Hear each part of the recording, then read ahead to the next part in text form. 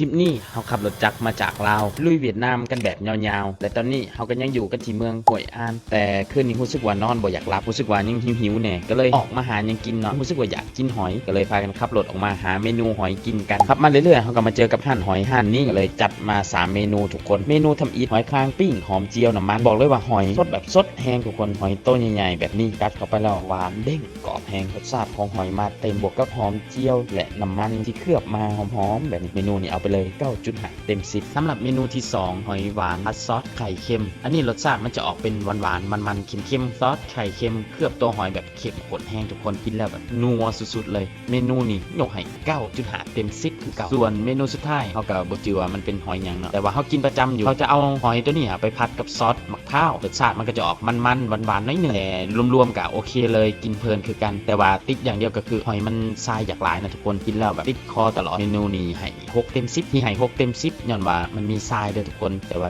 รวมๆแบบอยู่น้ำซอสมันเอารู้สึกบ่โอเคกับเมนูนี้ก็เลยถามกับเจ้าของร้านตรงๆว่าอ้ายหอยทรายมันคือว่าอยากหลายเนาะมีวิธีแก้ไขแนวใดบอกก็ตอบกลับมาว่ามันเป็นเรื่องปกติเนาะมันแก้ไขบ่ได้แต่ว่ามันหลายได้อ้ายเฮาก็เคยกินประจำอยู่เมนูนี้ก็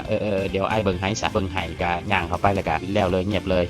ก็อย่ามันแต่รวมๆก็ถือว่าโอเคเนาะทุกคนร้านนี้โดยรวมก็โอเคเลยแซ่บโดยเฉพาะ2เมนูทำอีกโคตรดีใครที่จะมาหอยอ้านแหละเป็นสายหอยอยากกินหอยตอนกลางคืนเนาะแนะนำเด้อ15แต่ยังโอเคอยู่ไอ้สิสั่งเมนูตัวหอยตัวนี้ก็ไปสั่งเมนูอื่นเอาก็ได้ทุกคนโอเคเดี๋ยวก็จะพาไปกินอย่างต่อนั่นในทริปนี้ฝากคนกดติดตามกันหน่อยเด้อ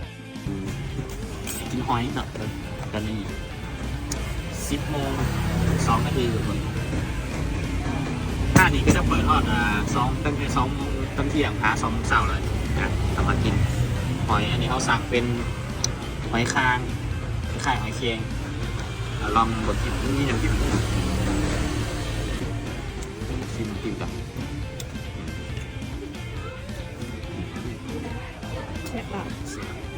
ซื้อจานเอาหอยคางอยู่ด้วยจ้าหอยคางเหมือนปิ้งนะน้ำมันแล้วก็ผักเตรียมหน่อยเพื่อผักบัว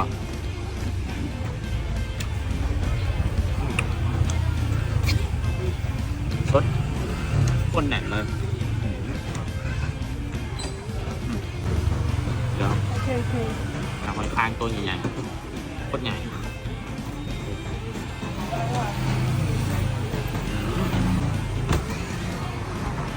เลือดเด้งเหรออันนี้เป็นหอยหวาน